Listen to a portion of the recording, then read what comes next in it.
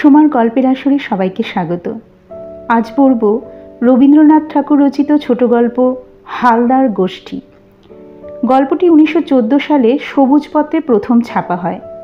গল্পটি পুরোটা শোনার অনুরোধ রইল এবং গল্প যদি ভালো লাগে তাহলে সাহিত্যপ্রেমী আত্মীয় বন্ধুদের মধ্যে লাইক শেয়ার করতে ভুলো না। শুরু করছি হালদার গোষ্ঠী। এই পরিবারটির মধ্যে কোনো রকমের গোল বাঁধিবার কোনো সঙ্গত কারণ ছিল না। অবস্থাও সচ্ছল, মানুষগুলিও কেহই মন্দ নহে, কিন্তু তবুও গোল বাঁধিল। কেননা সঙ্গত কারণেই যদি মানুষের সব কিছু ঘটিত তবে তো লোকালয়টা একটা অঙ্কের খাতার মতো হইত। একটু সাবধানে চলিলেই হিসাবে কোথাও কোনো ভুল ঘটিত না। যদি বা ঘটিত সেটাকে রবার দিয়া মুছিয়া সংশোধন করিলেই চলিয়া যাইত। কিন্তু মানুষের ভাগ্যদেবতার রসবোধ আছে, গণিত শাস্ত্রে তাহার পাণ্ডিত্য আছে কিনা জানি না, কিন্তু অনুরাগ নাই। মানব জীবনের যোগ বিয়োগের বিশুদ্ধ অঙ্কফলটি উদ্ধার করিতে তিনি মনোযোগ করেন না। এই জন্য তাহার ব্যবস্থার মধ্যে একটা পদার্থ তিনি সংযোগ করিয়াছেন, সেটা অসঙ্গতি। যাহা হইতে পারিত সেটাকে সে হঠাৎ আসিয়া লণ্ডভণ্ড করিয়া দেয়।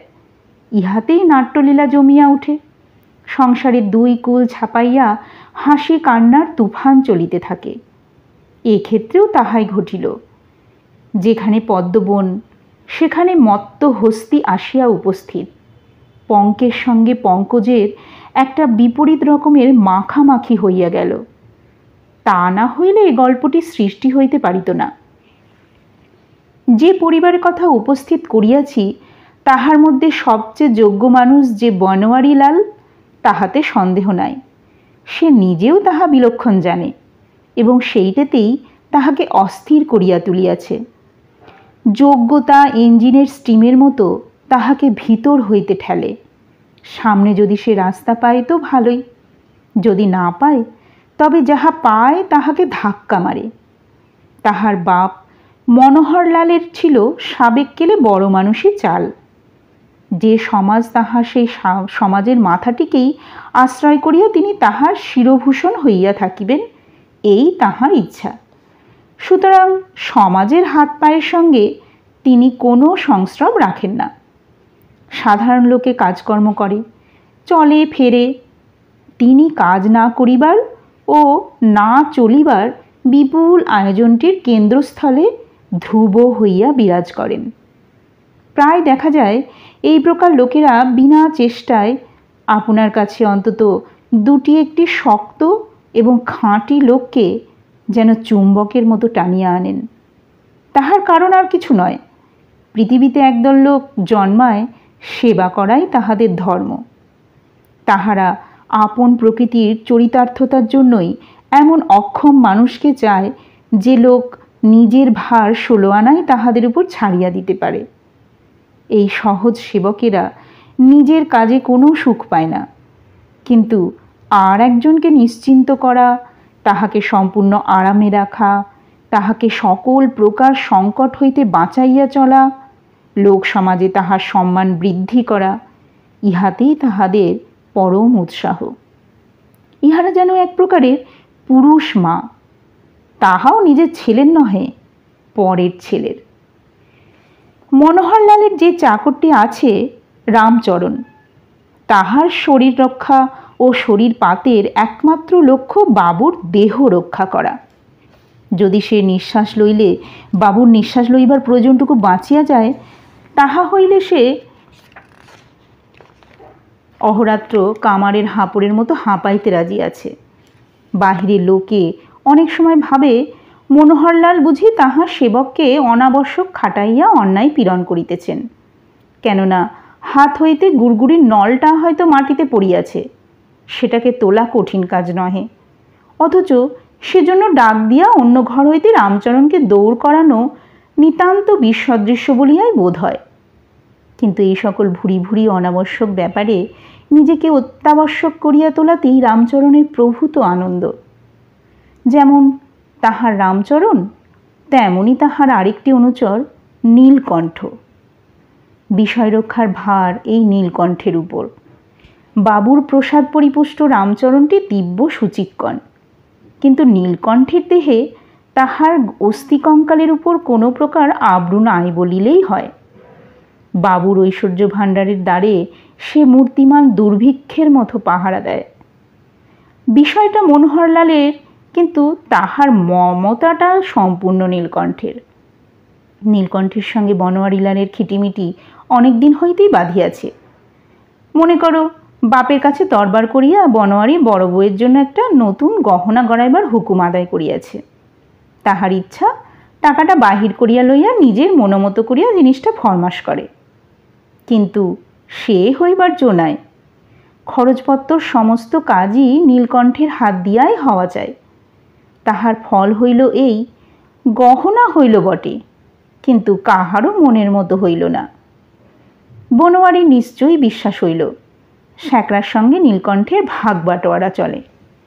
কড়া লোকের শত্রুর অভাব নাই। ঢের লোকের কাছে বনোয়ারি ওই কথাই শুনিয়া আসিয়াছে যে নীলকণ্ঠ অন্যকে যে পরিমাণে বঞ্চিত করিতেছে, নিজের ঘরে তাহার ততোধিক পরিমাণে সঞ্চিত হইয়া উঠিতেছে।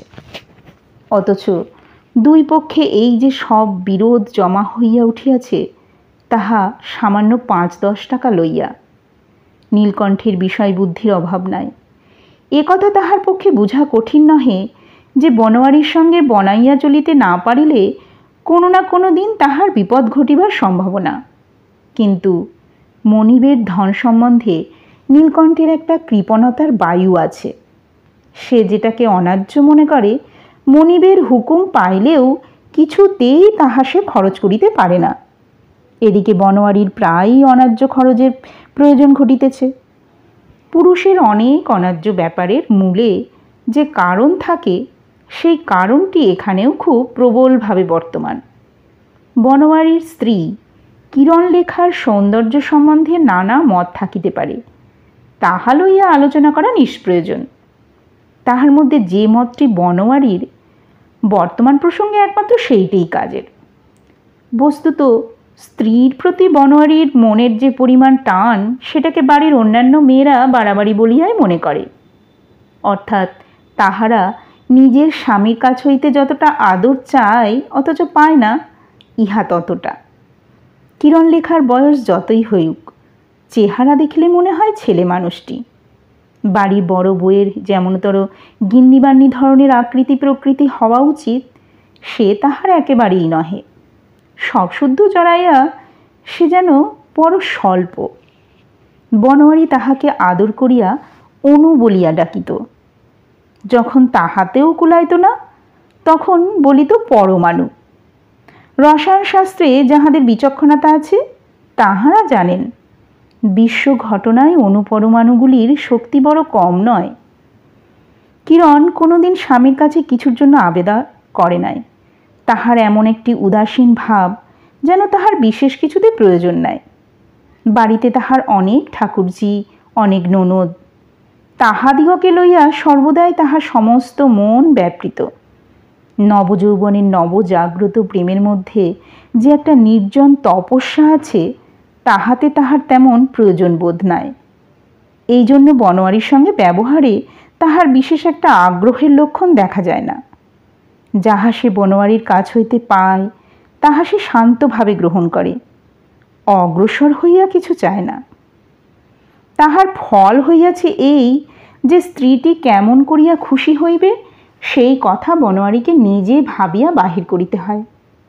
স্ত্রী যেখানে নিজের মুখে ফরমাস করে, সেখানে সেটাকে তর্ক করিয়া কিছু না কিছু খর্ব করা সম্ভব হয়, কিন্তু নিজের সঙ্গে তো দর কষাকষি চলে না। এমন স্থলে অযাচিত দানে যাচিত দানের চেয়ে খরচ বেশি পড়ি যায়। তাহার পরে স্বামীর সোহাগের উপহার পাইয়া কিরণ যে কতখানি খুশি হইল, তাহা ভালো করিয়া বুঝিবার জো নাই। এ সম্বন্ধে প্রশ্ন করিলে সে বলে, বেশ ভালো। কিন্তু বনোয়ারির মনের খটকা কিছুতেই মেটে না। ক্ষণে ক্ষণে তাহার মনে হয় হয়তো পছন্দ হয় নাই। কিরণ স্বামীকে ঈষৎ ভর্ৎসনা করিয়া বলে, তোমার ওই স্বভাব, কেন এমন খুঁতখুত করছো? কেন, এ তো বেশ হয়েছে। বনোয়ারি পাঠ্যপুস্তকে পড়িয়াছে, সন্তোষ গুণটি মানুষের মহৎ গুণ, কিন্তু স্ত্রীর স্বভাবে এই মহৎ গুণটি তাহাকে পীড়া দেয়। তাহার স্ত্রী তো তাহাকে কেবলমাত্র সন্তুষ্ট করে নাই, অভিভূত করিয়াছে। সেও স্ত্রীকে অভিভূত করিতে চায়। তাহার স্ত্রীকে তো বিশেষ কোনো চেষ্টা করিতে হয় না, যৌবনের লাবণ্য আপনি উছলিয়া পড়ে, সেবার নৈপুণ্য আপনি প্রকাশ হইতে থাকে। কিন্তু পুরুষের তো এমন সহজ সুযোগ নয়। পৌরুষের পরিচয় দিতে হইলে তাহাকে কিছু একটা করিয়া তুলিতে হয়। তাহার যে বিশেষ একটা শক্তি আছে, ইহা প্রমাণ করিতে না পারিলে পুরুষের ভালোবাসা ম্লান হইয়া থাকে।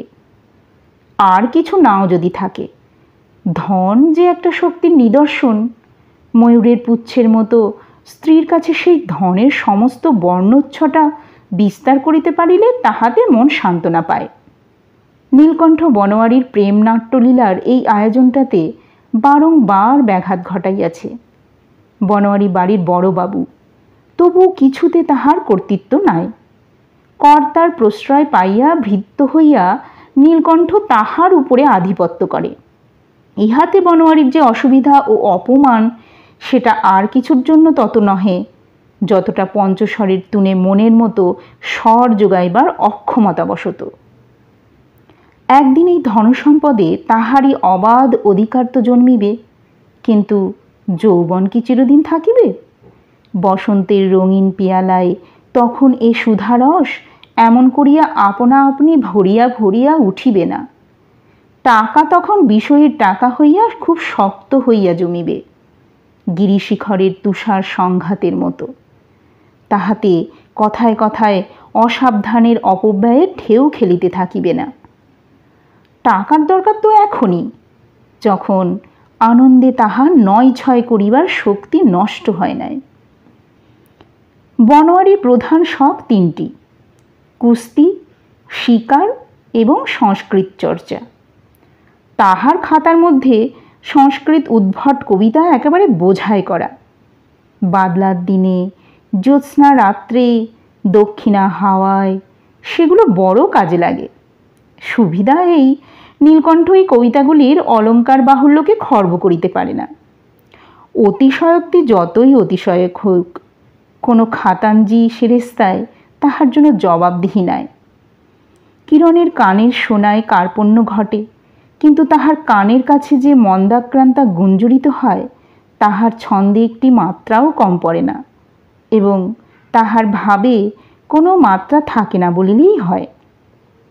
লম্বা চওড়া পালোয়ানের চেহারা বনোয়ারির। যখন সে রাগ করে, তখন তাহার ভয়ে লোকে অস্থির, কিন্তু এই জোয়ান লোকটির মনের ভিতরটা ভারী কোমল। তাহার ছোট ভাই বংশীলাল যখন ছোট ছিল, তখন সে তাহাকে মাতৃস্নেহে লালন করিয়াছে। তাহার হৃদয়ে যেন একটি লালন করিবার ক্ষুধা আছে। তাহার স্ত্রীকে সে যে ভালোবাসে, তাহার সঙ্গে এই জিনিসটিও জড়িত, এই লালন করিবার ইচ্ছা। কিরণলেখা তরু ছায়ার মধ্যে পথহারা রশ্মি রেখাটুকুর মতোই ছোট। ছোট বলিয়াই সে তাহার স্বামীর মনে ভারী একটা দরদ জাগাইয়া রাখিয়াছে। এই স্ত্রীকে বসনে ভূষণে নানা রকম করিয়া সাজাইয়া দেখিতে তাহার বড় আগ্রহ। তাহা ভোগ করিবার আনন্দ নহে, তাহা রচনা করিবার আনন্দ, তাহা এককে বহু করিবার আনন্দ। কিরণলেখাকে নানা বর্ণে, নানা আবরণে, নানা রকম করিয়া দেখিবার আনন্দ। কিন্তু কেবলমাত্র সংস্কৃত শ্লোক আবৃত্তি করিয়া বনোয়ারির এই শখ কোনো মতেই মিটিতেছে না। তাহার নিজের মধ্যে একটি পুরুষোচিত প্রভু শক্তি আছে, তাহাও প্রকাশ করিতে পারিল না। আর প্রেমের সামগ্রীকে নানা উপকরণে ঐশ্বর্যবান করিয়া তুলিবার যে ইচ্ছা, তাহাও তার পূর্ণ হইতেছে না। এমনি করিয়াই এই ধনীর সন্তান তাহার মান মর্যাদা, তাহার সুন্দরী স্ত্রী, তাহার ভরা যৌবন, সাধারণত লোকে যাহা কামনা করে, তাহার সমস্ত লইয়াও সংসারে একদিন একটা উৎপাতের মতো হইয়া উঠিল। সুখদা মধু কৈবর্তের স্ত্রী, মনোহরলালের প্রজা। সে একদিন অন্তঃপুরে আসিয়া কিরণলেখার পা জড়াইয়া ধরিয়া কান্না জুড়িয়া দিল। ব্যাপারটা এই, বছর কয়েক পূর্বে নদীতে বেড় জাল ফেলিবার আয়োজন উপলক্ষে অন্যান্য বারের মতো জেলেরা মিলিয়া একযোগে খত লিখিয়া মনোহরলালের কাছারিতে 1000 টাকা ধার লইয়াছিল। ভালো মতো মাছ পড়িলে সুদে আসলে টাকা শোধ করিয়া দিবার কোনো অসুবিধা ঘটে না। এই জন্য উচ্চ সুদের হারে টাকা লইতে ইহারা চিন্তা মাত্র করে না। সে বৎসর তেমন মাছ পড়িল না, এবং ঘটনাক্রমে উপরি উপরি 3 বৎসর নদীর বাঁকে মাছ এত কম আসিল যে জেলেদের খরচ পোষাইল না। অধিকন্তু তাহারা ঋণের জালে বিপরীত রকম জড়াইয়া পড়িল। যে সকল জেলে ভিন্ন এলাকার, তাহাদের আর দেখা পাওয়া যায় না, কিন্তু মধু কৈবর্ত ভিটাবাড়ির প্রজা, তাহার পলাইবার জো নাই বলিয়া সমস্ত দেনার দায় তাহার উপরেই চাপিয়াছে। সর্বনাশ হইতে রক্ষা পাইবার অনুরোধ লইলা সে কিরণের শরণাপন্ন হইয়াছে। কিরণের শাশুড়ির কাছে গিয়া কোনো ফল নাই তাহা সকলেই জানে, কেননা নীলকণ্ঠের ব্যবস্থায় কেহ যে আঁচড়টুকু কাটিতে পারে এ কথা তিনি কল্পনা করিতেও পারেন না। নীলকণ্ঠের প্রতি বনোয়ারির খুব একটা আক্রোশ আছে জানিয়াই মধু কৈবর্ত তাহার স্ত্রীকে কিরণের কাছে পাঠাইয়াছে। বনোয়ারি যতই রাগ এবং যতই আস্ফালন করুক, কিরণ নিশ্চয়ই জানে যে নীলকণ্ঠের কাজের উপর হস্তক্ষেপ করিবার কোনো অধিকার তাহার নাই। এই জন্য কিরণ সুখদাকে বারবার করিয়া বুঝাইবার চেষ্টা করিয়া বলিল, বাছা, কি করব বলো? জানোই তো এতে আমাদের কোনো হাত নাই। কর্তা আছেন, মধুকে বলো তাকে গিয়ে ধরুক। সে চেষ্টা তো পূর্বেই হইয়াছে। মনোহরলালের কাছে কোনো বিষয়ে নালিশ উঠিলেই তিনি তাহার বিচারের ভার নীলকণ্ঠের পরেই অর্পণ করেন, কখনোই তাহার অন্যথা হয় না। ইহাতে বিচার প্রার্থীর বিপদ আরও বাড়িয়া ওঠে। দ্বিতীয়বার কেহ যদি তাহার কাছে আপিল করিতে চায়, তাহা হইলে কর্তা রাগিয়া আগুন হইয়া ওঠেন। বিষয়কর্মের বিরক্তিই যদি তাহাকে পোহাইতে হইল, তবে বিষয় ভোগ করিয়া তাহার সুখ কি? সুখদা যখন কিরণের কাছে কান্নাকাটি করিতেছে, তখন পাশের ঘরে বসিয়া বনোয়ারি তাহার বন্দুকের চোঙে তেল মাখাইতেছিল। বনোয়ারি সব কথাই শুনিল। কিরণ করুণ কণ্ঠে যে বারবার করিয়া বলিতেছিল যে তাহার ইহার কোনো প্রতিকার করিতে অক্ষম, সেটা বনোয়ারির বুকে শেলের মতো বিঁধিল। সেদিন মাঘী পূর্ণিমা ফাল্গুনের আরম্ভে আসিয়া পড়িয়াছে। দিনের বেলাকার গুমট ভাঙিয়া সন্ধ্যাবেলায় হঠাৎ একটা পাগলা হাওয়া মাতিয়া উঠিল। কোকিল তো ডাকিয়া ডাকিয়া অস্থির। বারবার এক সুরের আঘাতে সে কোথাকার কোন ঔদাসীন্যকে বিচলিত করিবার চেষ্টা করিতেছে। আর আকাশে ফুলগন্ধের মেলা বসিয়াছে, যেন ঠেলাঠেলি ভিড়। জানলার ঠিক পাশেই অন্তঃপুরের বাগান হইতে মুচুকুন্দ ফুলের গন্ধ বসন্তের আকাশে নিবিড় নেশা ধরাইয়া দিল। কিরণ সেদিন লটকানের রং করা একখানি শাড়ি এবং খোঁপায় বেলফুলের মালা পরিয়াছে। এই দম্পতির চিরনিয়ম অনুসারে সেদিন বনোয়ারির জন্য ফাল্গুন ঋতুযাপনের উপযোগী একখানি লটকানে রঙিন চাদর ও বেলফুলের গড়েমালা প্রস্তুত। রাত্রি প্রথম প্রহর কাটিয়া গেল, তবু বনোয়ারির দেখা নাই। যৌবনের ভরা পেয়ালাটি আজ তাহার কাছে কিছুতেই রুচিল না। প্রেমের বৈকুণ্ঠ লোকে এত বড় কুণ্ঠা লইয়া সে প্রবেশ করিবে কেমন করিয়া? মধু কৈবর্তের দুঃখ দূর করিবার ক্ষমতা তাহার নাই, সে ক্ষমতা আছে নীলকণ্ঠের। এমন কাপুরুষের কণ্ঠে পরাইবার জন্য মালা কে গাঁথিয়াছে? প্রথমেই সে তাহার বাহিরের ঘরে নীলকণ্ঠকে ডাকাইয়া আনিল এবং দেনার দায়ে মধু কৈবর্তকে নষ্ট করিতে নিষেধ করিল। নীলকণ্ঠ কহিল, মধুকে যদি প্রশ্রয় দেওয়া হয়, তাহা হইলে এই তামাদির মুখে বিস্তর টাকা বাকি পড়িবে, সকলেই ওজর করিতে আরম্ভ করিবে। বনোয়ারি তর্কে যখন পারিল না, তখন যাহা মুখে আসিল গাল দিতে লাগিল। বলিল, ছোট লোক? নীলকণ্ঠ কহিল, ছোট লোক না হইলে বড়লোকের শরণাপন্ন হইব কেন? বলিল, চোর? নীলকণ্ঠ বলিল, সে তো বটেই, ভগবান যাহাকে নিজের কিছুই দেন নাই, পরের ধনেই তো সে প্রাণ বাঁচায়। সকল গালি সে মাথায় করিয়া লইল। শেষকালে বলিল, উকিলবাবু বসিয়া আছেন, তাহার সঙ্গে কাজের কথাটা সারিয়া লই, যদি দরকার বোধ করেন তো আবার আসিব। বনোয়ারি ছোট ভাই বংশীকে নিজের দলে টানিয়া তখনই বাপের কাছে যাওয়া স্থির করিল। সে জানিত একলা গেলে কোনো ফল হইবে না, কেননা এই নীলকণ্ঠকে লইয়াই তাহার বাপের সঙ্গে পূর্বেই তাহার খিটিমিটি হইয়াছে। বাপ তাহার উপর বিরক্ত হইয়াই আছেন। একদিন ছিল যখন সকলেই মনে করিত মনোহরলাল তাহার বড় ছেলেকেই সবচেয়ে ভালোবাসেন, কিন্তু এখন মনে হয় বংশীর উপরেই তাহার পক্ষপাত। এই জন্যই বনোয়ারি বংশীকেও তাহার নালিশের পক্ষভুক্ত করিতে চাহিল। বংশী, যাহাকে বলে অত্যন্ত ভালো ছেলে, এই পরিবারের মধ্যে সেই কেবল 2টো এক্সামিন পাশ করিয়াছে। এবার সে আইনের পরীক্ষা দিবার জন্য প্রস্তুত হইতেছে। দিনরাত জাগিয়া পড়া করিয়া করিয়া তাহার অন্তরের দিকে কিছু জমা হইতেছে কিনা অন্তর্যামী জানেন, কিন্তু শরীরের দিকে খরচ ছাড়া আর কিছুই নাই। এই ফাল্গুনের সন্ধ্যায় তাহার ঘরে জানলা বন্ধ।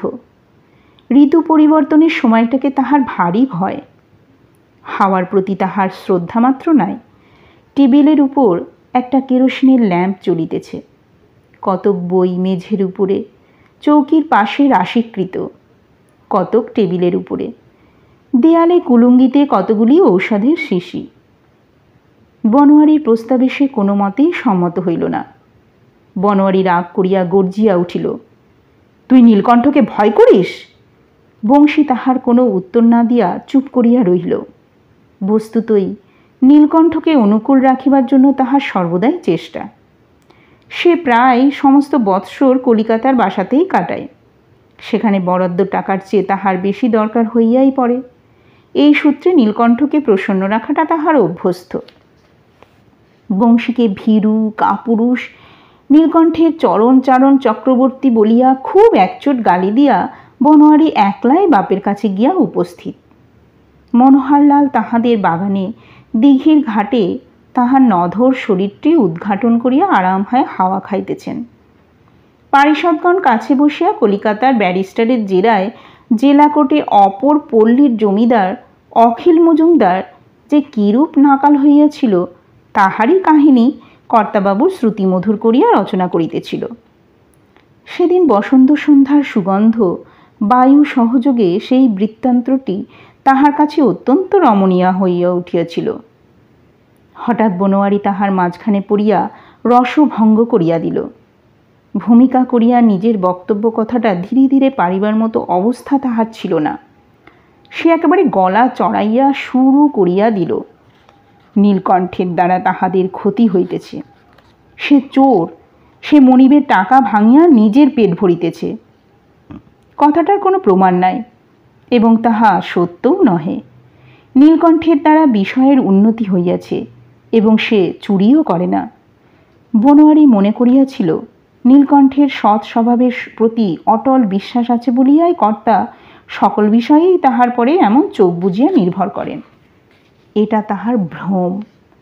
মনোহরলালের মনে নিশ্চয়ই ধারণা যে নীলকণ্ঠ সুযোগ পাইলে চুরি করিয়া থাকে, কিন্তু সেজন্য তাহার প্রতি তাহার কোনো অশ্রদ্ধা নাই, কারণ আবহমান কাল এমনইভাবেই সংসার চলিয়া আসিতেছে। অনুচরগণের চুরির উচ্ছিষ্টেই তো চিরকাল বড় ঘর পালিত। চুরি করিবার চাতুরি যাহার নাই, মনিবের বিষয় রক্ষা করিবার বুদ্ধিই বা তাহার যোগাইবে কোথা হইতে? ধর্মপুত্র যুধিষ্ঠিরকে দিয়া তো জমিদারির কাজ চলে না। মনোহর অত্যন্ত বিরক্ত হইয়া উঠিয়া কহিলেন, আচ্ছা আচ্ছা, নীলকণ্ঠ কি করে না করে সে কথা তোমাকে ভাবিতে হইবে না।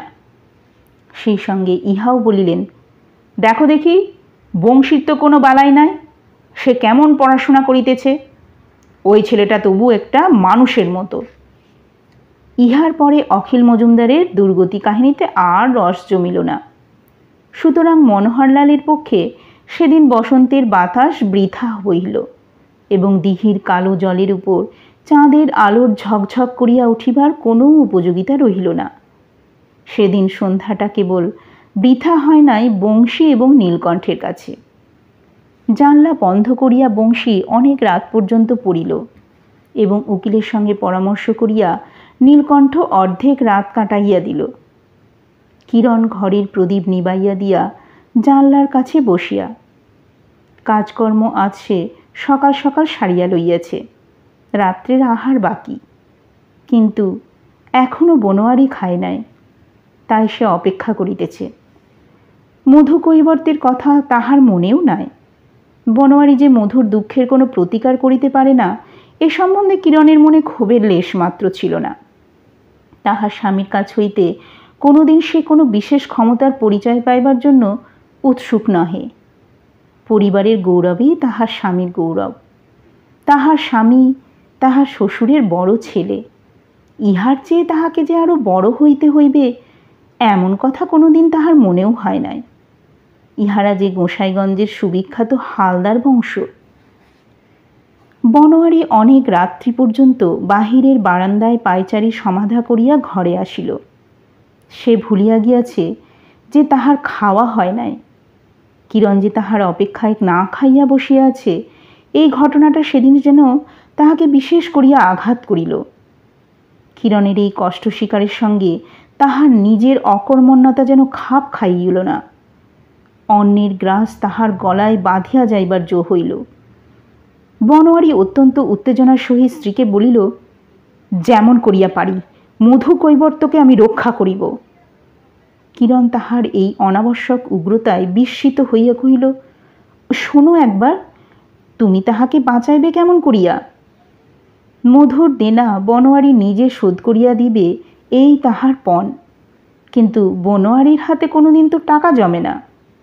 স্থির করিল তাহার 3টে ভালো বন্দুকের মধ্যে একটা বন্দুক এবং একটা দামি হীরার আংটি বিক্রয় করিয়া সে অর্থ সংগ্রহ করিবে। কিন্তু গ্রামে এসব জিনিসের উপযুক্ত মূল্য জুটিবে না এবং বিক্রয়ের চেষ্টা করিলে চারিদিকে লোকে কানাকানি করিবে। এই জন্য কোনো একটা ছুতা করিয়া বনোয়ারি কলিকাতায় চলিয়া গেল।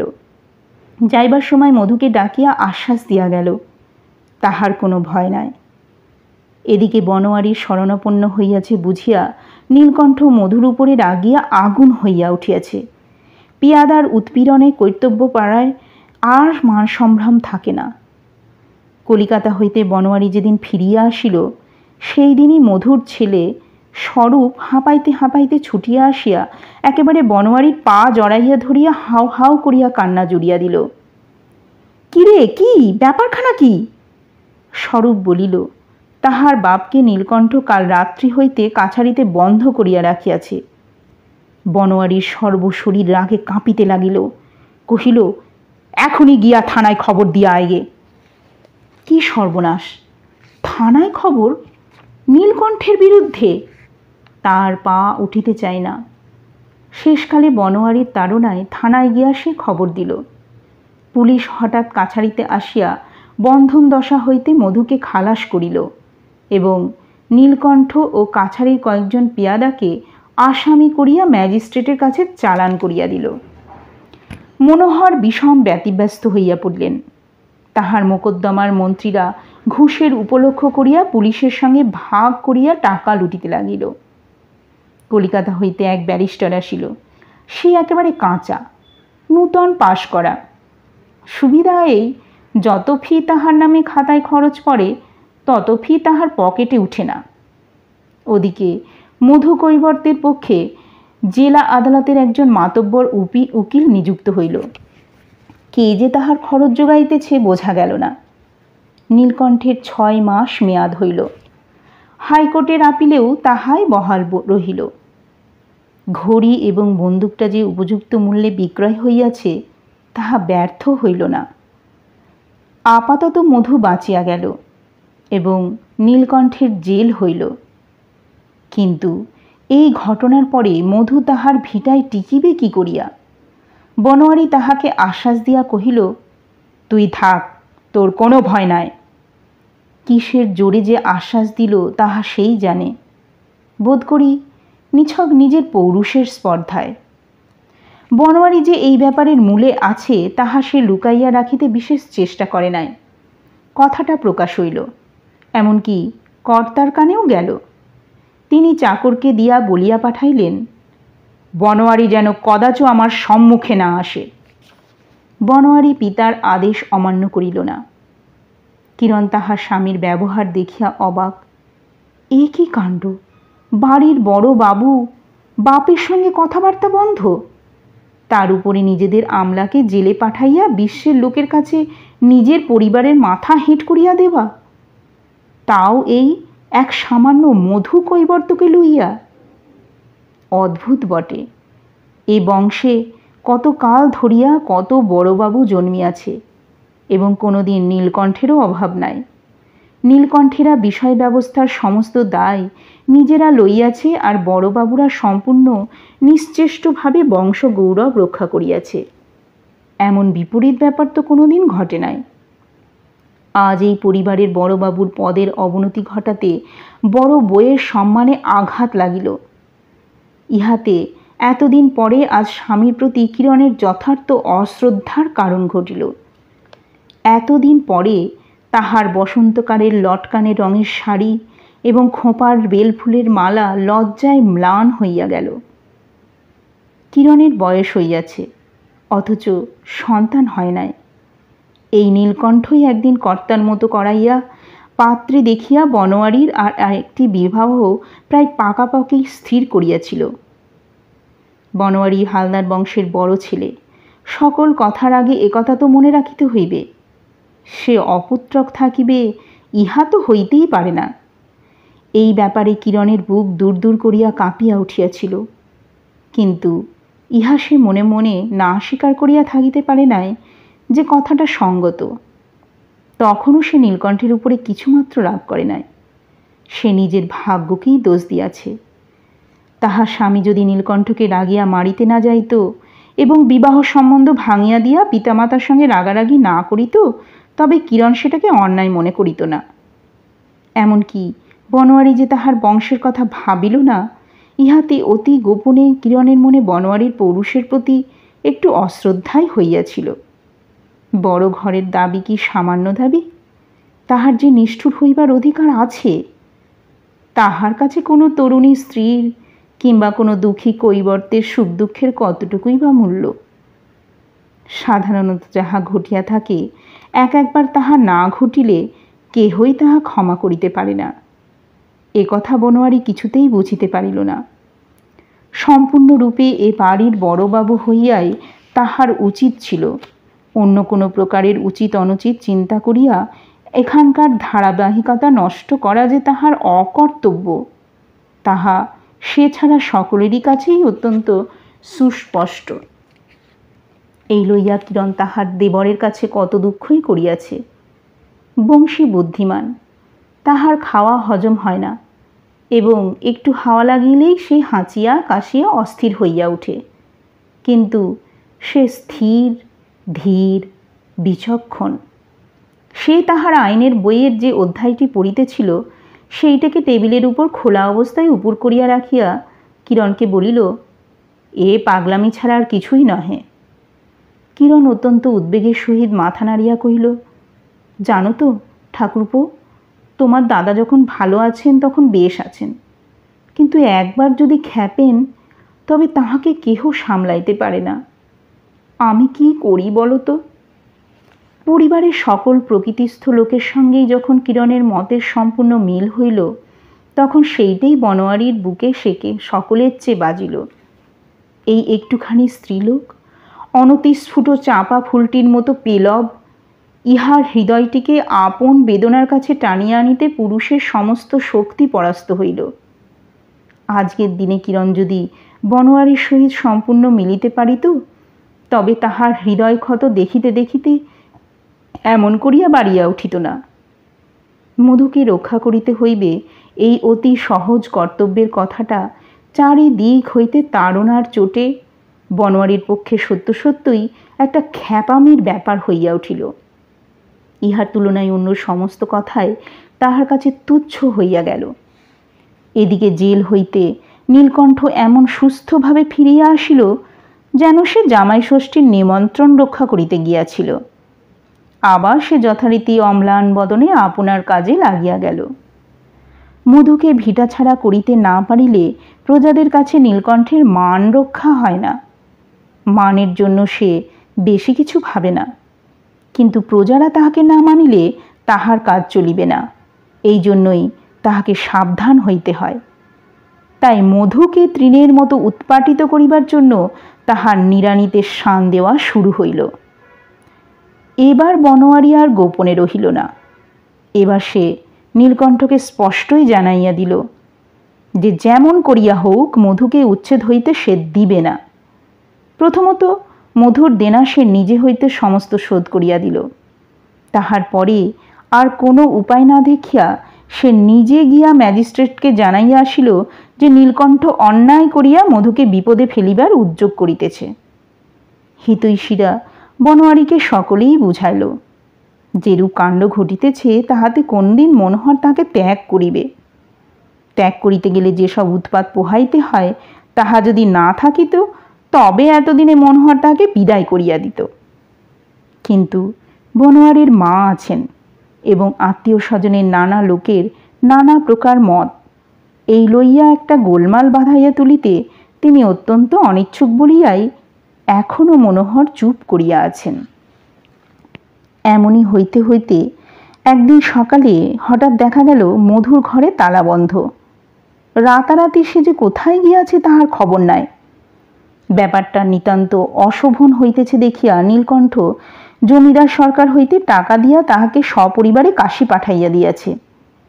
পুলিশ তাহা জানে, এজন্য কোনো গোলমাল হইল না। অথচ নীলকণ্ঠ কৌশলে গুজব রটাইয়া দিল যে মধুকে তাহার স্ত্রী পুত্র কন্যা সমেত অমাবস্যা রাত্রে কালীর কাছে বলি দিয়া মৃতদেহগুলি ছালাই পুড়িয়া মাঝগঙ্গায় ডুবাইয়া দেওয়া হইয়াছে। ভয়ে সকলের শরীর শিহরিয়া উঠিল এবং নীলকণ্ঠের প্রতি জনসাধারণের শ্রদ্ধা পূর্বের চেয়ে অনেক পরিমাণে বাড়িয়া গেল। বনোয়ারি যাহা লইয়া মাতিয়া ছিল উপস্থিত মত তাহার শান্তি হইল, কিন্তু সংসারটি তাহার কাছে আর পূর্বের মতো রহিল না।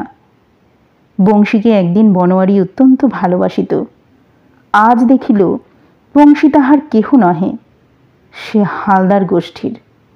আর তাহার কিরণ, যাহার ধ্যান রূপটি যৌবনারম্ভের পূর্ব হইতেই ক্রমে ক্রমে তাহার হৃদয়ের লতা বিতানটিকে জড়াইয়া জড়াইয়া আচ্ছন্ন করিয়া রহিয়াছে, সেও সম্পূর্ণ তাহার নহে, সেও হালদার গোষ্ঠীর। একদিন ছিল যখন নীলকণ্ঠের ফরমাসে গড়া গহনা তাহার এই হৃদয় বিহারিণী কিরণের গায়ে ঠিকমতো মানাইত না বলিয়া বনোয়ারি খুঁতখুঁত করিত। আজ দেখিল কালিদাস হইতে আরম্ভ করিয়া অম্রু ও চৌর কবির যে সমস্ত কবিতার সোহাগে সেই প্রেয়সীকে মণ্ডিত করিয়া আসিয়াছে, আজ তাহা এই হালদার গোষ্ঠীর বড় বউকে কিছুতেই মানাইতেছে না। হায় রে, বসন্তের হাওয়া তবু বহে, রাত্রে শ্রাবণের বর্ষণ তবু মুখরিত হইয়া উঠে এবং অতৃপ্ত প্রেমের বেদনা শূন্য হৃদয়ের পথে পথে কাঁদিয়া কাঁদিয়া বেড়ায়। প্রেমের নিবিড়তায় সকলের তো প্রয়োজন নাই। সংসারের ছোট কুনকের মাপের বাঁধা বরাদ্দে অধিকাংশ লোকের বেশ চলিয়া যায়। সেই পরিমিত ব্যবস্থায় বৃহৎ সংসারে কোনো উৎপাত ঘটে না, কিন্তু এক একজনের ইহাতে কুলায় না। তাহারা অজাত পক্ষী শাবকের মতো কেবলমাত্র ডিমের ভিতরকার সংকীর্ণ খাদ্য রসটুকু লইয়া বাঁচে না, তাহারা ডিম ভাঙিয়া বাহির হইয়াছে। নিজের শক্তিতে খাদ্য আহরণের বৃহৎ ক্ষেত্র তাহাদেরই চায়। বনোয়ারি সেই ক্ষুধা লইয়া জন্মিয়াছে। নিজের প্রেমকে নিজের পৌরুষের দ্বারা সার্থক করিবার জন্য তাহার চিত্ত উৎসুক, কিন্তু যেদিকেই সে ছুটিতে চায় সেদিকেই হালদার গোষ্ঠীর পাকা ভিত, নুড়িতে গেলেই তাহার মাথা ঠুকিয়া যায়। দিন আবার পূর্বের মতো কাটিতে লাগিল। আগের চেয়ে বনোয়ারি শিকারে বেশি মন দিয়াছে। ইহা ছাড়া বাহিরের দিক হইতে তাহার জীবনে আর বিশেষ কিছু পরিবর্তন দেখা গেল না। অন্তঃপুরে সে আহার করিতে যায়, আহারের পর স্ত্রীর সঙ্গে যথা পরিমাণে বাক্যালাপও হয়। মধু কৈবর্তকে কিরণ আজও ক্ষমা করে নাই, কেননা এই পরিবারে তাহার স্বামী যে আপন প্রতিষ্ঠা হারাইয়াছে তাহার মূল কারণ মধু। এই জন্য ক্ষণে ক্ষণে কেমন করিয়া সেই মধুর কথা অত্যন্ত তীব্র হইয়া কিরণের মুখে আসিয়া পড়ে।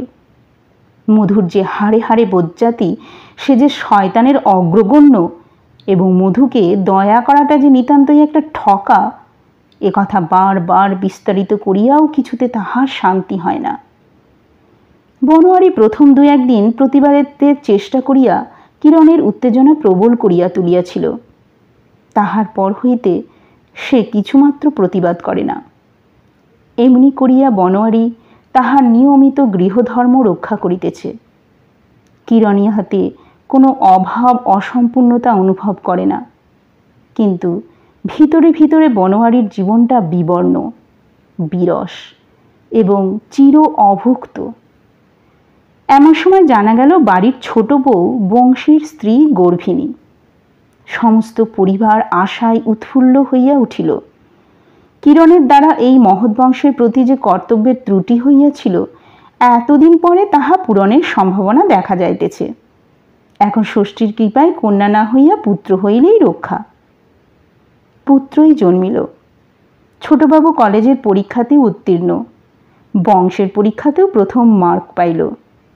তাহার আদর উত্তরোত্তর বাড়িয়া উঠিতেছিল। এখন তাহার আদরের সীমা রহিল না। সকলে মিলিয়া এই ছেলেটিকে লইয়া পড়িল। কিরণ তো তাহাকে এক মুহূর্ত কোল হইতে নামাইতে চায় না। তাহার এমন অবস্থা যে মধুকৈবর্তের স্বভাবের কুটিলতার কথাও সে প্রায় বিস্মৃত হইবার জো হইল। বনোয়ারির ছেলে ভালোবাসা অত্যন্ত প্রবল। যাহা কিছু ছোট, অক্ষম, সুকুমার, তাহার প্রতি তাহার গভীর স্নেহ এবং করুণা। সকল মানুষেরই প্রকৃতির মধ্যে বিধাতা এমন একটা কিছু দেন যাহা তাহার প্রকৃতি বিরুদ্ধ। নহিলে বনোয়ারি যে কেমন করিয়া পাখি শিকার করিতে পারে বোঝা যায় না। কিরণের কোলে একটি শিশুর উদয় দেখিবে, এই ইচ্ছা বনোয়ারির মনে বহুকাল হইতে অতৃপ্ত হইয়া আছে। এই জন্য বংশীর ছেলে হইলে প্রথমটা তাহার মনে একটু ঈর্ষার বেদনা জন্মিয়াছিল, কিন্তু সেটাকে দূর করিয়া দিতে তাহার বিলম্ব হয় নাই। এই শিশুটিকে বনোয়ারি খুবই ভালোবাসিতে পারিত, কিন্তু ব্যাঘাতের কারণ হইল এই যে যত দিন যাইতে লাগিল কিরণ তাহাকে লইয়া অত্যন্ত বেশি ব্যাপৃত হইয়া পড়িল। স্ত্রীর সঙ্গে বনোয়ারির মিলনে বিস্তর ফাঁক পড়িতে লাগিল। বনোয়ারি স্পষ্টই বুঝিতে পারিল, এতদিন পরে কিরণ এমন একটা কিছু পাইয়াছে যাহা তাহার হৃদয়কে সত্য সত্যই পূর্ণ করিতে পারে। বনোয়ারি যেন তাহার স্ত্রীর হৃদয় মর্মের একজন ভাড়াটে। যতদিন বাড়ির কর্তা অনুপস্থিত ছিল ততদিন সমস্ত বাড়িটা সে ভোগ করিত, কেহ বাধা দিত না। এখন গৃহস্বামী আসিয়াছে, তাই ভাড়াটে সব ছাড়িয়া তাহার কোণের ঘরটি মাত্র দখল করিতে অধিকারী। কিরণ স্নেহে যে কতদূর তন্ময় হইতে পারে, তাহার আত্মবিসর্জনের শক্তি যে কত প্রবল, তাহা বনোয়ারি যখন দেখিল তখন তাহার মন মাথা নাড়িয়া উঠিল। এই হৃদয়কে আমি তো জাগাইতে পারি নাই, অথচ আমার যাহা সাধ্য তাহা তো করিয়াছি। শুধু তাই নয়, এই ছেলেটির সূত্রে বংশীর ঘরই যেন কিরণের কাছে বেশি আপন হইয়া উঠিয়াছে। তাহার সমস্ত মন্ত্রণা আলোচনা বংশীর সঙ্গেই ভালো করিয়া জমে। সেই সূক্ষ্ম বুদ্ধি, সূক্ষ্ম শরীর, রস রক্তহীন ক্ষীণজীবী ভীরু মানুষটার প্রতি বনোয়ারির অবজ্ঞা ক্রমে গভীরতর হইতেছিল। সংসারের সকল লোকে তাহাকেই বনোয়ারির চেয়ে সকল বিষয়ে যোগ্য বলিয়া মনে করে, তাহাকে বনোয়ারির সহিয়াছে।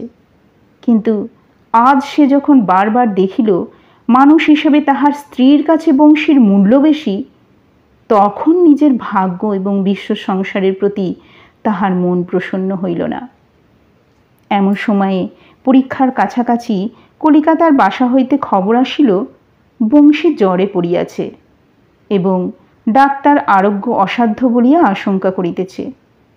বনোয়ারি কলিকাতায় গিয়া দিন রাত জাগিয়া বংশীর সেবা করিল, কিন্তু তাহাকে বাঁচাইতে পারিল না। মৃত্যু বনোয়ারির স্মৃতি হইতে সমস্ত কাঁটা উৎপাটিত করিয়া লইল। বংশী যে তাহার ছোট ভাই, এবং শিশু বয়সে দাদার কোলে যে তাহার স্নেহের আশ্রয় ছিল, এই কথাই তাহার মনে অশ্রু ধৌত হইয়া উজ্জ্বল হইয়া উঠিল। এবার ফিরিয়া আসিয়া তাহার সমস্ত প্রাণের যত্ন দিয়া শিশুটিকে মানুষ করিতে সে কৃত সংকল্প হইল। কিন্তু এই শিশু সম্বন্ধে কিরণ তাহার প্রতি বিশ্বাস হারাইয়াছে। ইহার প্রতি তাহার স্বামীর বিরাগ সে প্রথম হইতেই লক্ষ্য করিয়াছে। স্বামী সম্বন্ধে কিরণের মনে কেমন একটা ধারণা হইয়া গেছে যে অপর সাধারণের পক্ষে যাহা স্বাভাবিক, তাহার স্বামীর পক্ষে ঠিক তাহার উল্টা। তাহাদের বংশের এই তো একমাত্র কুলপ্রদীপ, ইহার মূল্য যে কি তাহা আর সকলেই বোঝে। নিশ্চয়ই সেই জন্যই তাহার স্বামী তাহা বোঝে না। কিরণের মনে সর্বদাই ভয়, পাছে বনোয়ারির দৃষ্টি ছেলেটির অমঙ্গল ঘটায়।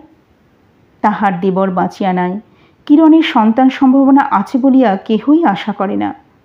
অতএব এই শিশুটিকে কোনো মতে সকল প্রকার অকল্যাণ হইতে বাঁচাইয়া রাখিতে পারিলে তবে রক্ষা। এইরূপে বংশীর ছেলেটিকে যত্ন করিবার পথ বনোয়ারির পক্ষে বেশ স্বাভাবিক হইল না। বাড়ির সকলের আদরে ক্রমে ছেলেটি বড় হইয়া উঠিতে লাগিল। তাহার নাম হইল হরিদাস।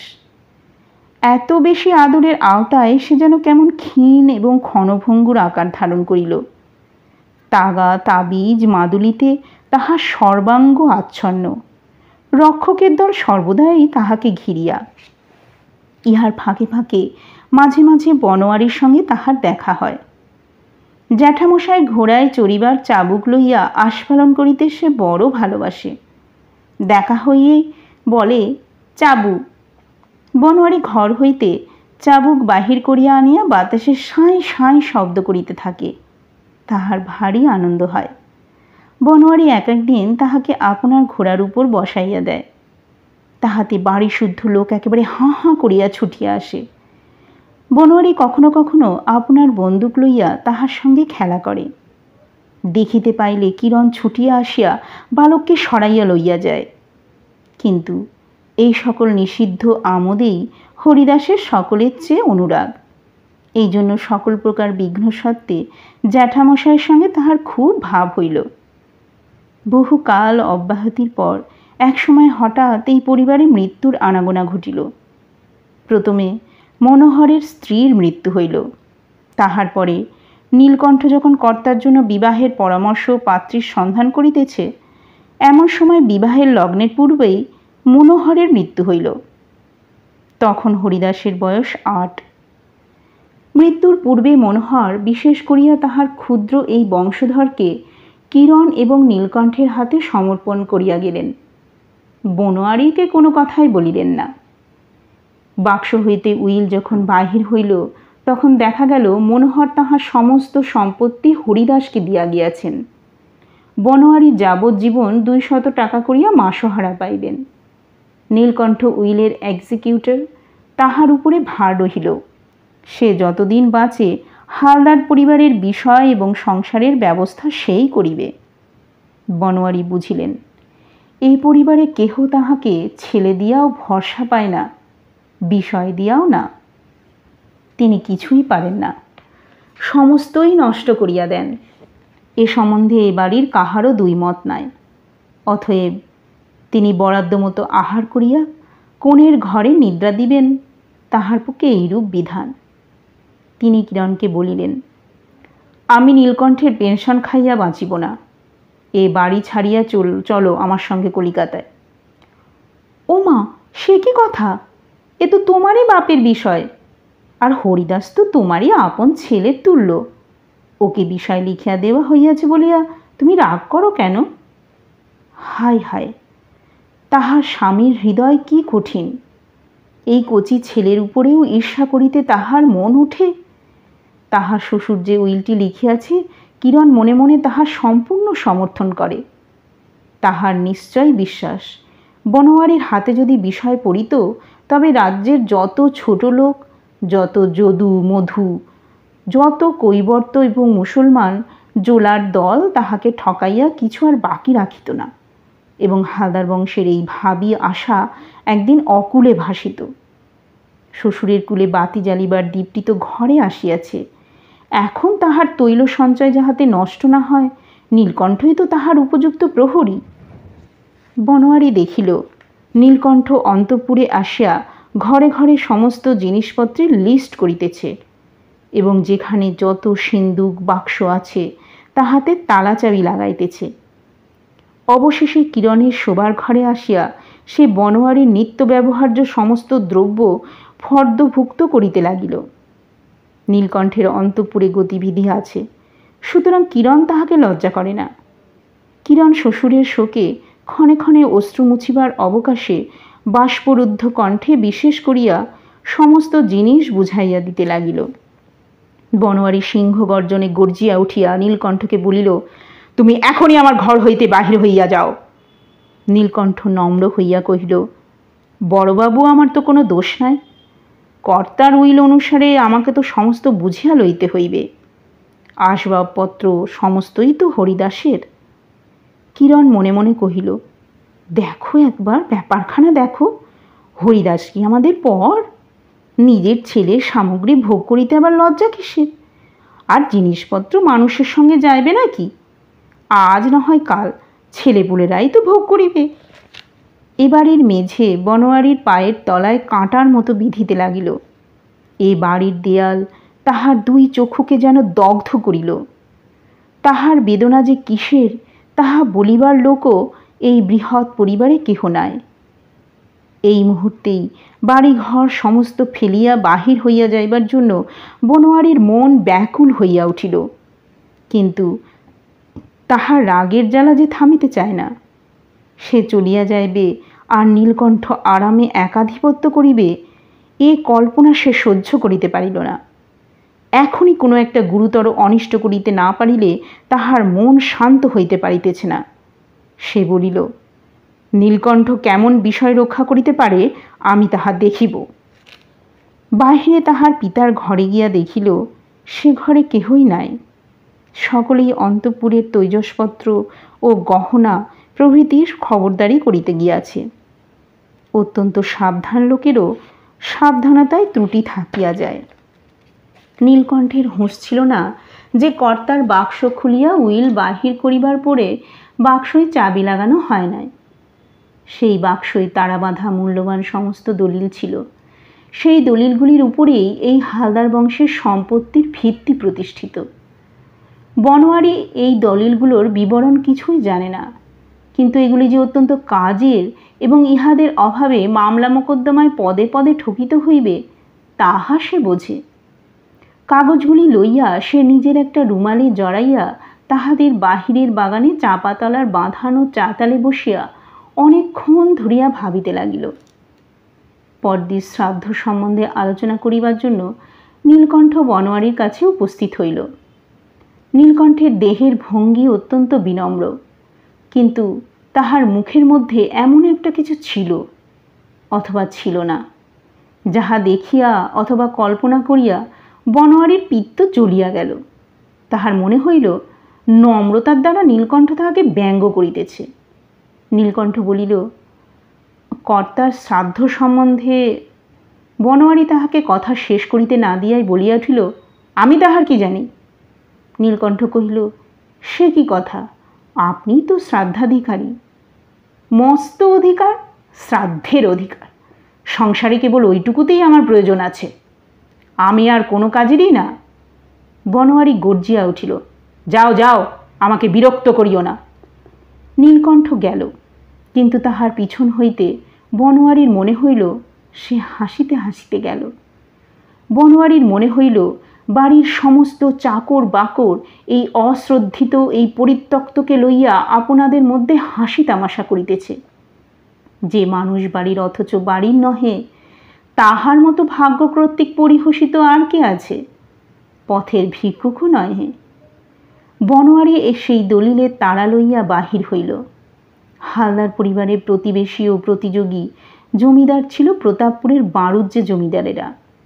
বনোয়ারি স্থির করিল, এই দলিল দস্তাবেজ তাহাদের হাতে দিব, বিষয় সমস্ত ছাড়খাড় হইয়া যাক।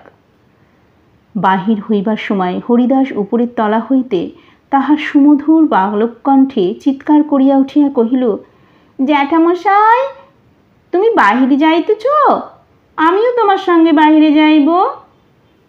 বনোয়ারির মনে হইল বালকের অশুভ গ্রহ এই কথা তাহাকে দিয়া বলাইয়া লইল। আমি তো পথে বাহির হইয়াছি, উহাকেও আমার সঙ্গে বাহির করিব। যাবে যাবে, সব ছারখার হইবে। বাহিরের বাগান পর্যন্ত যাইতেই বনোয়ারি একটা ভীষণ গোলমাল শুনিতে পাইল। অদূরে হাটের সংলগ্ন একটি বিধবার কুটিরে আগুন লাগিয়াছে। বনোয়ারির চিরাভাষ্যক্রমে এই দৃশ্য দেখিয়া সে আর স্থির থাকিতে পারিল না। তাহার দলিলের তারা সে চাপাতলায় রাখিয়া আগুনের কাছে ছুটিল। যখন ফিরিয়া আসিল, দেখিল তাহার সেই কাগজের তারা নাই। মুহূর্তের মধ্যে হৃদয়ে শেল বিধাইয়া এই কথাটা মনে হইল। নীলকণ্ঠের কাছে আবার আমার হার হইল। বিধবার ঘর জ্বলিয়া ছাই হইয়া গেলে তাহাতে ক্ষতি কি ছিল? তাহার মনে হইল চতুর নীলকণ্ঠই ওটা পুনর্বার সংগ্রহ করিয়াছে। একেবারে ঝড়ের মতো সে কাছারি ঘরে আসিয়া উপস্থিত। নীলকণ্ঠ তাড়াতাড়ি বাক্স বন্ধ করিয়া সসম্ভ্রমে দাঁড়াইয়া উঠিয়া বনোয়ারিকে প্রণাম করিল। বনোয়ারির মনে হইল ওই বাক্সের মধ্যেই সে কাগজ লুকাইল। কোনো কিছু না বলিয়া একেবারে সেই বাক্সটা খুলিয়া তাহার মধ্যে কাগজ ঘাঁটিতে লাগিল। তাহার মধ্যে হিসাবের খাতা এবং তাহারই জোগাড়ের সমস্ত নথি। বাক্স উপুর করিয়া ঝাড়াইয়া কিছুই মিলিল না। রুদ্ধ প্রায় কণ্ঠে বনোয়ারি কহিল, তুমি চাপাতলায় গিয়াছিলে? নীলকণ্ঠ বলিল, আজ্ঞে হ্যাঁ, গিয়াছিলাম বইকি। দেখিলাম আপনি ব্যস্ত হইয়া ছুটিতেছেন। কি হইল তাহাই জানিবার জন্য বাহির হইয়াছিলাম। বনোয়ারি বলিল, আমার রুমালে বাঁধা কাগজগুলো তুমিই লইয়াছ? নীলকণ্ঠ নিতান্ত ভালো মানুষের মতো কহিল, আগে না। মিথ্যে কথা বলিতেছ, তোমার ভালো হইবে না, এখনই ফিরাইয়া দাও। বনোয়ারি মিথ্যা তর্জন গর্জন করিল। কি জিনিস তাহার হারাইয়াছে তাহাও সে বলিতে পারিল না, এবং সেই চোরাই মাল সম্বন্ধে তাহার কোনো জোর নাই জানিয়া সে মনে মনে অসাবধানে মূঢ় আপনাকেই যেন ছিন্ন ছিন্ন করিতে লাগিল। কাছারিতে এইরূপ পাগলামি করিয়া সে চাপাতলায় আবার খোঁজাখুঁজি করিতে লাগিল। মনে মনে মাতৃদিব্য করিয়া সে প্রতিজ্ঞা করিল, যে করিয়া হোক এই কাগজগুলা পুনরায় উদ্ধার করিব, তবে আমি ছাড়িব। কেমন করিয়া উদ্ধার করিবে তাহা চিন্তা করিবার সামর্থ্য তাহার ছিল না। কেবল ক্রুদ্ধ বালকের মতো বারবার মাটিতে পদাঘাত করিতে করিতে বলিল, উদ্ধার করিবই করিবই করিবই। শ্রান্ত দেহে সে গাছতলায় বসিল। কেহ নাই, তাহার কেহ নাই, এবং তাহার কিছুই নাই। এখন হইতে নিঃসম্বলে আপন ভাগ্যের সঙ্গে এবং সংসারের সঙ্গে তাহাকে লড়াই করিতে হইবে। তাহার পক্ষে মান সম্ভ্রম নাই, ভদ্রতা নাই, প্রেম নাই, স্নেহ নাই, কিছুই নাই।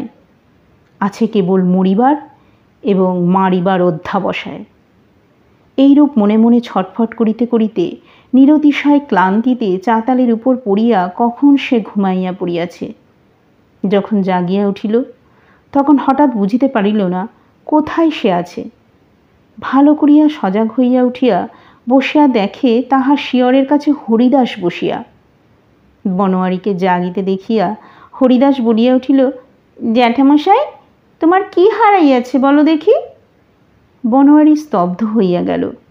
হরিদাসের এই প্রশ্নের উত্তর করিতে পারিল না। হরিদাস কহিল, আমি যদি দিতে পারি আমাকে কি দেবে? বনোয়ারির মনে হইল হয়তো আর কিছু। সে বলিল, আমার যাহা আছে সব তোকে দিব। এ কথা সে পরিহাস করিয়াই বলিল, সে জানে তাহার কিছুই নাই। তখন হরিদাস আপন কাপড়ের ভিতর হইতে বনোয়ারির রুমালে মোড়া সেই কাগজের তারা বাহির করিল। এই রঙিন রুমালটাতে বাঘের ছবি আঁকা ছিল। সেই ছবি তাহার জ্যাঠা তাহাকে অনেকবার দেখাইয়াছে। এই রুমালটার প্রতি হরিদাসের বিশেষ লোভ। সেই জন্যই অগ্নিদাহের গোলমালে ভৃত্যেরা যখন বাহিরে ছুটিয়াছিল, সেই অবকাশে বাগানে আসিয়া হরিদাস চাপাতলায় দূর হইতে এই রুমালটা দেখিয়াই চিনিতে পারিয়াছিল। হরিদাসকে বনোয়ারি বুকের কাছে টানিয়া লইয়া চুপ করিয়া বসিয়া রহিল। কিছুক্ষণ পরে তাহার চোখ দিয়া ঝরঝর করিয়া জল পড়িতে লাগিল। তাহার মনে পড়িল অনেক দিন পূর্বে সে তাহার এক নূতন কেনা কুকুরকে শায়েস্তা করিবার জন্য তাহাকে বারংবার চাবুক মারিতে বাধ্য হইয়াছিল।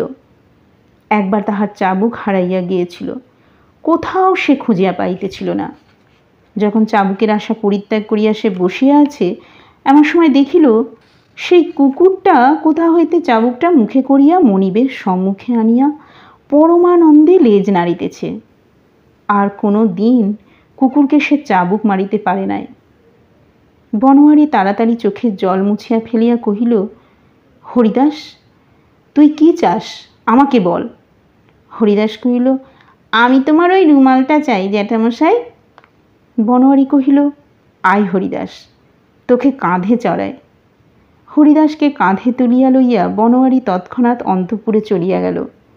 শয়ন ঘরে গিয়া দেখিল কিরণ সারা দিন রৌদ্রে দেওয়া কম্বলখানি বারান্দা হইতে তুলিয়া আনিয়া ঘরের মেঝের উপর পাতিতেছে। বনোয়ারির কাঁধের উপর হরিদাসকে দেখিয়া সে উদ্বিগ্ন হইয়া বলিয়া উঠিল, নামাইয়া দাও, নামাইয়া দাও, উহাকে তুমি ফেলিয়া দিবে।